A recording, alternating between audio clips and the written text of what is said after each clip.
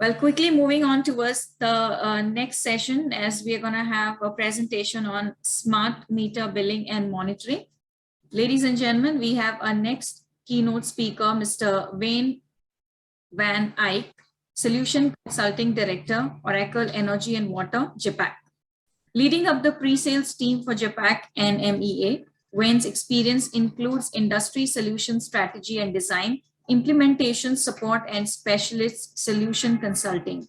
These international roles have enabled Wayne to gain an experienced view of different business, market, and client needs across enterprise solution strategy, development, and implementation in the utilities industry.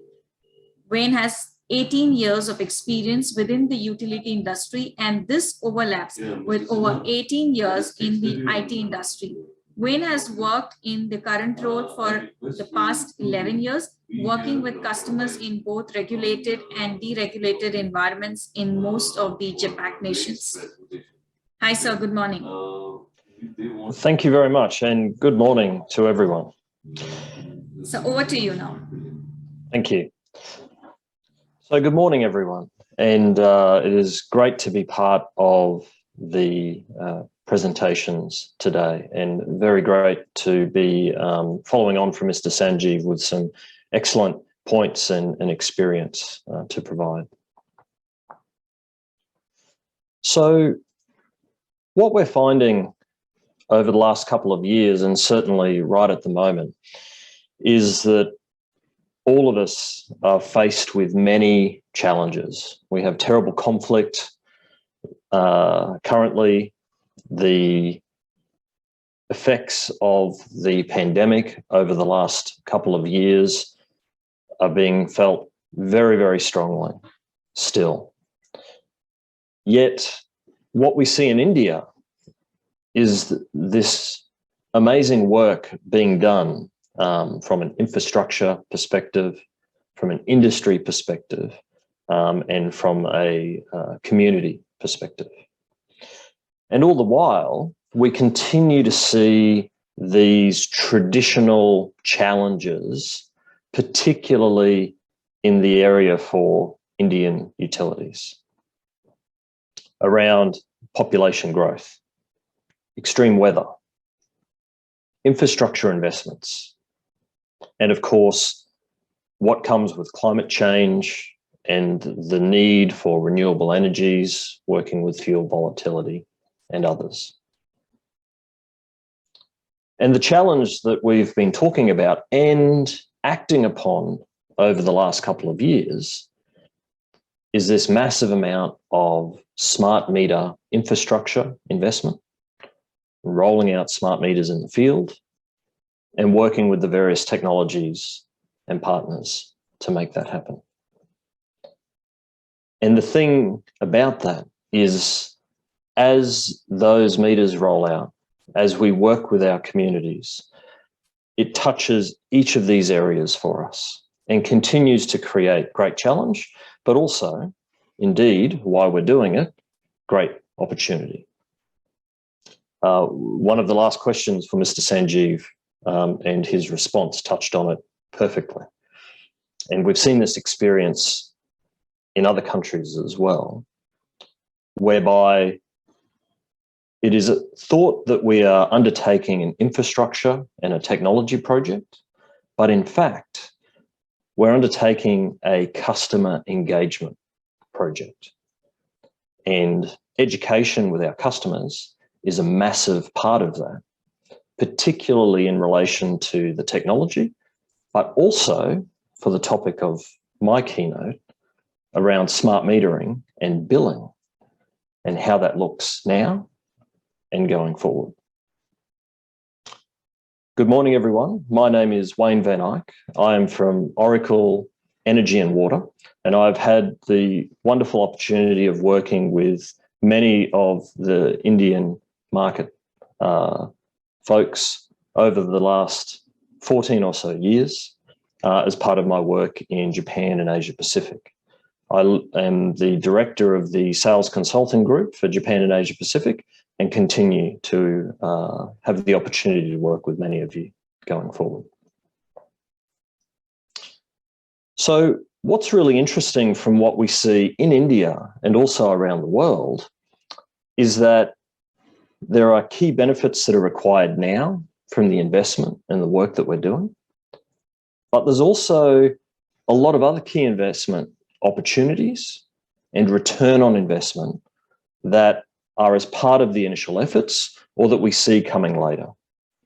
And a number of these are still quite tricky to achieve and usually can get lost in the initial effort and the initial challenges. So if we have a look at some of them displayed here now, the ones that I have in bold underneath the categories of protect revenue and reduce costs are a good representation of the key focus for smart metering and prepaid billing in particular for the Indian DISCOMs. There is a requirement and an expectation to improve accuracy of billing and detect theft, faulty devices, and improve revenue on that front. And there's also the expectation to reduce costs, particularly in relation to manual reads and manual billing processes around credit and collections, and also reducing the effort around the bills and disputes that occur with that. But what we can see is that there are many other key benefits required across the utility and across the industry. And we can see them here grouped broadly into three main categories around operational benefits, which are like the ones I've mentioned just now. There are financial benefits, of course, which are overlap with those as well. But in particular, there's customer benefits, which links back to customer education, customer involvement, and customer engagement. And what we see as we continue to move through the investment and the rollout of smart devices, and working with the industry and working with the communities, is that more and more these areas of modernizing the network, increasing reliability, and enhancing services not only provide us with the operational benefits, but require us to interact and work with and educate our customers and communities as well. So what does that look like from an AMI billing perspective? So we can see here a contrast between traditional bill payments, manual billing, traditional prepaid billing, compared with AMI prepaid, which is the goal for us at the moment. So we can see that it's about simplifying our architecture and reducing the total cost of ownership. It's about being able to leverage the AMI investment, which may initially start as improving infrastructure, improving data sources, and as part of that, improving our understanding of our customer indexing and assets, and the ability to leverage that AMI investment with the customer engagement and with our revenue requirements around billing and prepaid billing. But what this also does is it gives us a greater choice over consumption as far as moving demand, working with distributed energy resources, and also working directly with the customer to be able to shift demand, shift spend, and change the way that we engage with our customers, which can help us improve some of the debt components of that as well. It also allows us to improve disconnection control, particularly in relation to prepaid, as part of a revenue protection type activity. But it also allows us to work with the customer and understand other aspects of the network in relation to the meters and the status of those meters as well. And importantly, which is a benefit to the customer, but of course of benefit to the utility as well, is being able to have a single view of the customer and the usage information, in relation to the customer activities and also in relation to the distribution activities. Now, the great news, and we are very proud to be part of it, is that this is something that we've already done. Working in the region of Andhra Pradesh, we've currently rolled out 1 million smart meters. And the headline there for us is being able to improve our revenue attainment from 83% to 99% and beyond, which is fantastic results and very representative of exactly what we set out to achieve. Now, of course, many challenges along the way, many learnings along the way, but success nonetheless, which is very exciting. And this success represents roughly $2.50 US per meter per month. So when we scale that up to 1 million smart meters, it's $2.5 million US dollars per month for the meters installed, which is a wonderful result and very excited about that. And this, again, as Mr. Sanjeev described in the previous keynote, an example of working carefully with the devices and the comms, the head-end system, through to meter data management and on towards billing and the customer, and being able to provide that streamlined process throughout. Now, the thing about that is, whilst that's a fantastic start, what I'd like to pivot to in today's conversation is around what else can we do and how can we learn from what we've done so that when we continue to do this going forward, what are the extra things that we need to look out for and get more return on investment and start to broaden that group of benefits across the utility and across the community as well. So what we're looking at here is some examples of specifically Indian consumers and their responses around affordability and sustainability. So I started off by talking about some of the challenges over the last couple of years that all of us can relate to. And for the first time during the last couple of years, 48% of respondents were unable to pay their energy bill. So this has an effect in traditional billing, but it has, of course, a very direct effect with prepaid billing. So it's about understanding the needs of the customer and working with them as opposed to simply turning their electricity off. And an important component of this, working with the communities, working with customer engagement, is that 25% of those respondents are unaware of any high bill relief offered by the utility. Maybe there is, maybe there isn't. But this represents opportunity both for the customer and for the utility to invest in these areas. And if we look at the component of sustainability against that, we can see quite clearly that customers, 92% of them in fact, find the importance of energy efficiencies, their carbon footprint, and climate change of great importance. And again, a challenge, yet an opportunity for engagement with the customer and education, is that 23% of customers see how their energy supply has in fact helped them in this regard, which is great. So the question is, how does this relate to the way that we deploy our smart meters, educate our customers, and work with them for AMI prepaid billing? There's another element though, and I appreciate that this is a big graph with a lot of information, but I'd like to speak to the broad points which are quite clear. So what we're looking at here is the response for Indian customers and their preference of communication and interaction with their utility. Now, a big component of prepaid billing is to have a mobile app for the customers.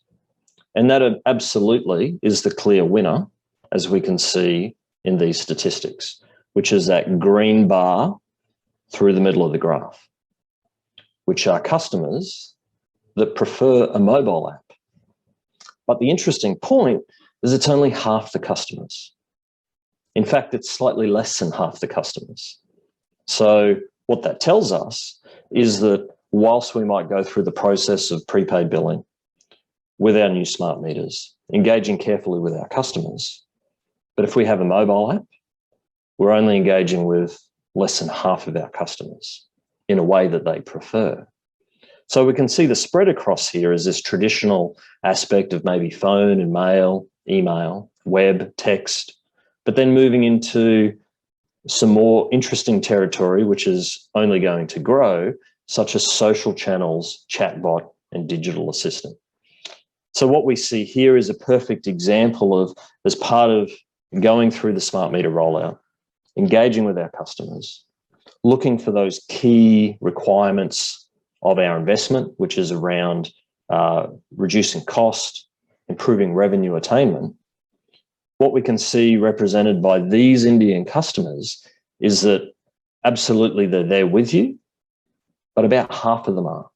And the other half need to be brought along for the journey. And this is an important understanding because this represents our return on investment and also how we can continue to build on that return on investment into the future beyond prepaid billing. So let's have a quick look at what that looks like. So we've spoken about some of the achievements. We've spoken about what the customers are after and some of the challenges within that. But how do we do this? And again, I'm very fortunate to be part of Mr. Sanjeev's talk previously. And one of the things that he mentioned is bringing this data together, bringing the smart meter data together along with your customer and financial data. And that's exactly what we have here. And not from just from an analytic perspective, but from a business process and operational perspective, where all of our customer operations and device management and meter data is working together in a single data model, working with multiple head-end technologies as required and multiple smart meter technologies as required, providing a standardized approach from a business perspective to allow us to have a clear customer focus. It allows us to have a 360-degree view of the customer. It also allows us to understand what's happening out in the field or from a usage perspective with that customer and directly relate it real time with what's happening situationally and financially for that customer and for us as a utility. And it allows us to build on product offerings. It allows us to manage our service work and our revenue management. And it allows us to have this omni-channel approach for our customers. And the thing that the omni-channel approach represents is this paradox or this major challenge for utilities, which is doing their business as usual whilst they are refreshing their technologies so that they can innovate as well at the same time. So when we look at these types of functions, there is a great transition period for India where many of their customers are still on older technologies and on traditional billing methods, and then being able to transition them over time to new devices, new channels of communication, and new ways of interacting with their utility. And this is also something which should be able to happen in the one place. And when it comes to analytics and reporting, the ability to be able to do that off the live data in production is something which is important as well. So that's great. And it sounds like a wonderful vision. Why do we want to do this? And the answer is because it contributes to our business models and our business cases and the benefits for the utility and the community as we are planning to do. So if we look at our core operations for a utility. By introducing this way of doing business from a system perspective and a customer perspective, we can see a 30% reduction in the total cost of ownership. So immediately, we're ahead of the curve on our return on investment and our business cases because it simply cost us less to do it in the first place.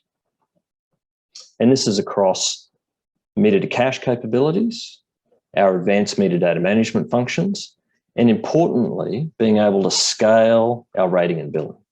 Because it's not just scaling these functions from a data perspective, it's being able to scale them from a business process perspective as well. And a good example of that is automation and self-service. And this represents more advantage on why we need to look at this type of system, this type of way of doing our infrastructure and way of doing business with our customers. So we saw the graph earlier of the omni-channel and the fact that less than half our prepaid customers want to use a mobile app, and the rest of them are either stuck in the traditional approach, which is perfectly reasonable for them, or we have a small area which are going into that future approach or the more edge approach around social media, chatbots and digital assistants.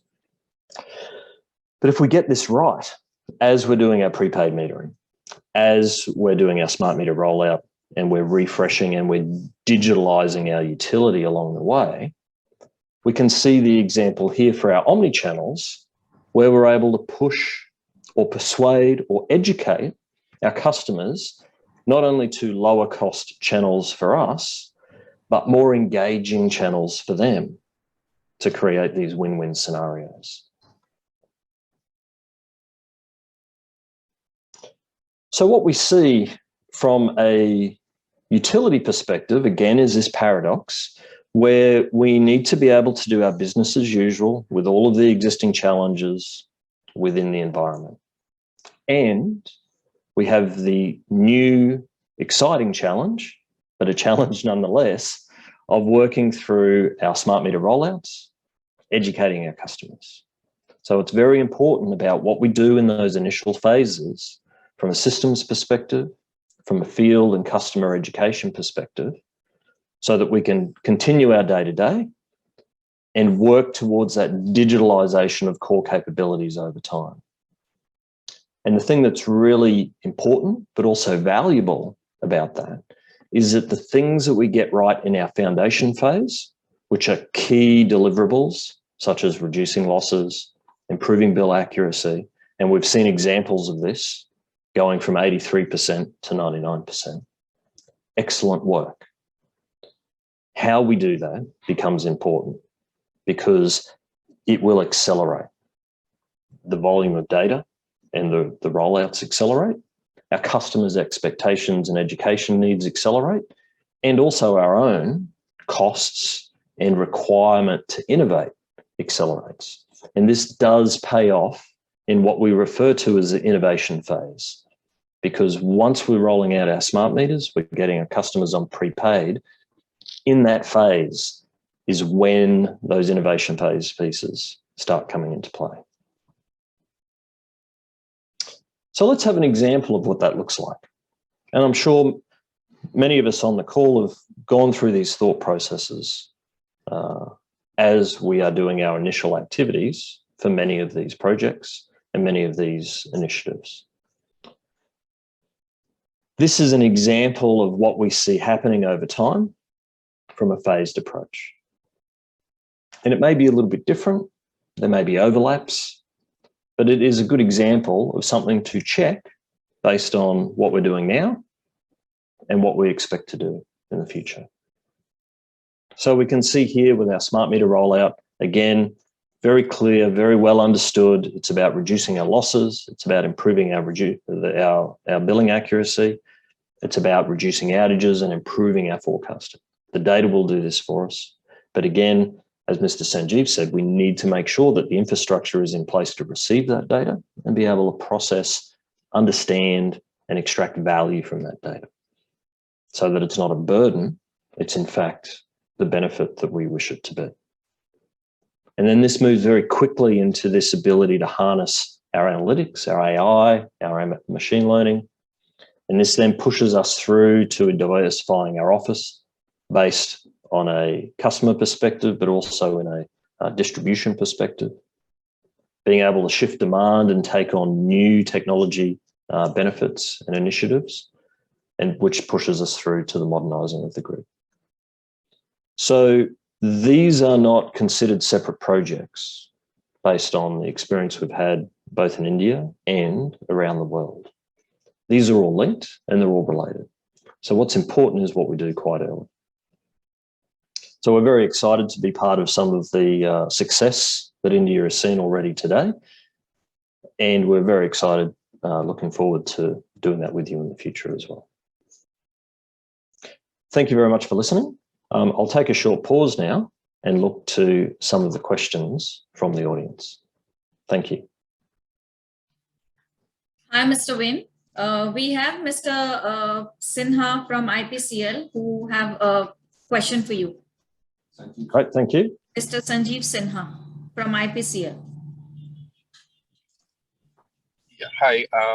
Hi, Win. That was an excellent one. Sorry, there may be noise around me because I'm on the road. Yeah, so your presentation. Just give me a moment, please. Sure.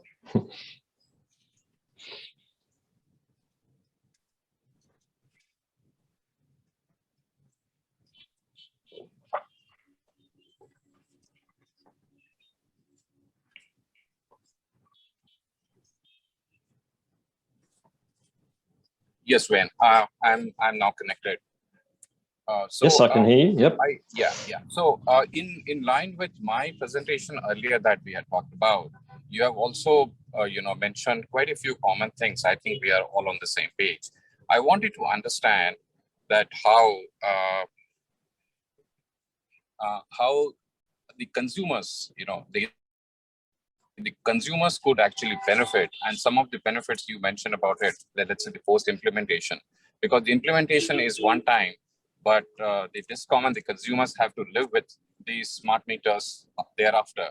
So when we talk about the benefits to the consumers, so how consumers can benefit, one in the short run, and how they can benefit in the long run.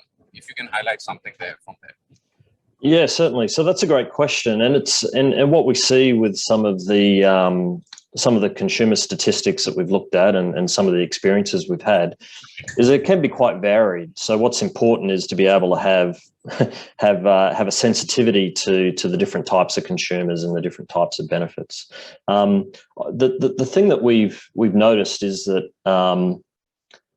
education, and you mentioned this, it's a huge component of the conversation with the consumer, but it actually represents a huge benefit for the consumer, because a lot of consumers generally, if they've interacted with their utility, it's because they've either had to give the utility money or they've got a complaint.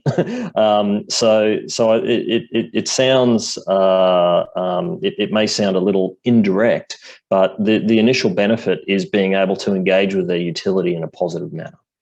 So there is an understanding of what they are doing with consuming their energy.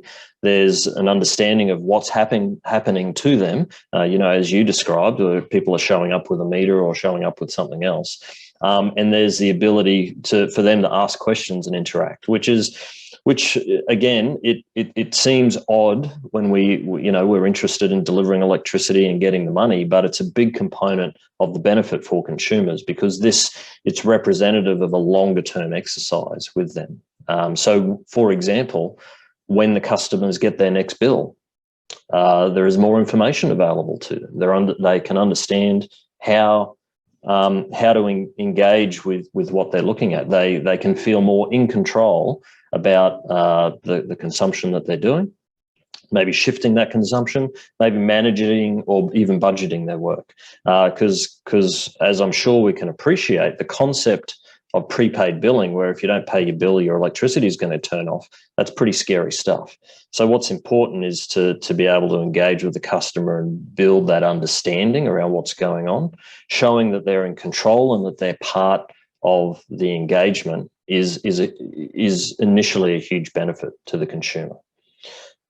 Now, then what we would expect to see is that the ability for the consumer to then understand their usage, they can have a better understanding of how things work for them. So when we look at the data that's being shared either by the smart meters back to the utility and then back to the customer, things like understanding what their billing is going to be like, whether or not there's a particularly high usage happening, and we can inform the customer earlier. We can work out payment plans. We can work out relief activities from a billing perspective.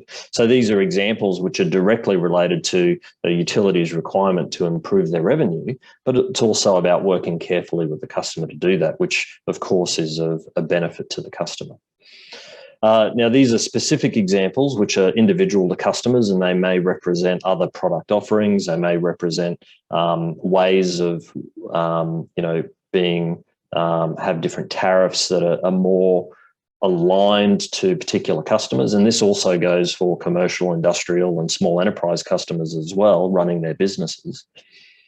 And then we see the longer term effects coming into play, where we're able to work with consumers to perhaps shift load, for example, or maybe losses are being reduced to a point where the parts of the network aren't under strain anymore, and there's the ability to reduce outages, or there's the ability to upgrade infrastructure before it breaks and before we have unplanned outages. So as you might imagine, we could continue on, but I thought there's a couple of examples of some direct one-on-one customer benefits, which are perhaps around education, engagement, and also working with their own financial situation. And then how that represents an example of maybe a slightly medium term and more community-based benefit, which is around the quality and delivery of the energy to the community. Yeah, thank you for that. Thank you for the question.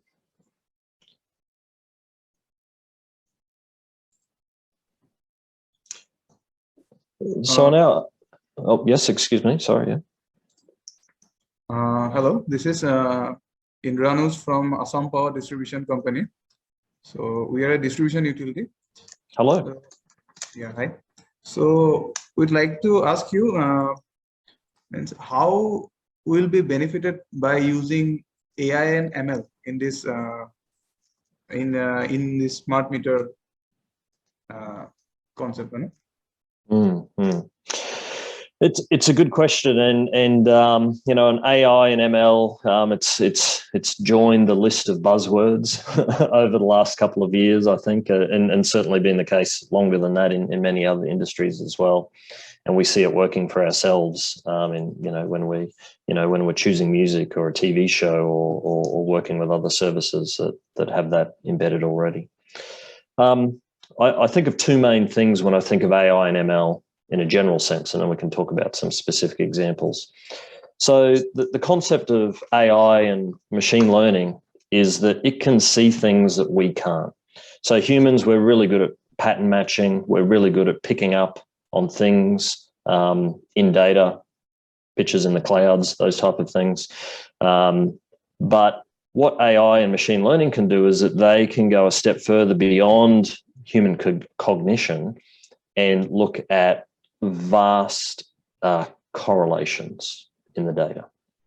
So what's important, of course, is that we're able to feed AI and ML good quality, vast amounts of data to do that job.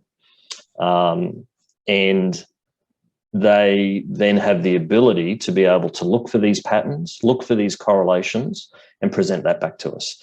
Now, of course, it's our job to make sense of that. We have a lot of very smart people around the world that have already made sense of a lot of that data and then apply it to our specific scenarios. So let's talk about some examples of that. So if we look at smart meter rollouts straight away, we want to make sure that we're spending all this time and effort installing smart meters. Has it been done correctly? Is the smart meter working as we're intended? Oh, so sorry, excuse me, before I say that, the second thing, so the first thing is that AI ML can look at patterns that we can't and find stuff. The second thing, which I've kind of already said, is vast amounts of data. we're going from, 1 read a month for a device to 15-minute data, which is like 3,000 reads a month. So it's a huge increase in data. And that's just one channel of data as well. So basically AI and ML can trawl through this data and look for patterns which may be of use to us. So back to the example, we're rolling out our smart meters. Are they configured correctly? Are they working properly? That's the most important thing, because they're going to send data back regardless. And we want that data to be as good as it can be so we can start using it in all these business processes that we described. Thank you, Mr. Wayne. Sorry to interrupt. Sorry. We're running short of time. So, okay. So I get excited talking about these things, but the very short version is we can detect those devices as they're failing or before they're failing, before humans are able to do it, and we can go through and make sure that they're working according. So that's only one example. Of course, there's many examples through the value chain. Well, thank you so much. It was really a participative session. And I would also like to thank Mr. Sinha for your question. Thank you, both of them. Have a great time. Thank you very much.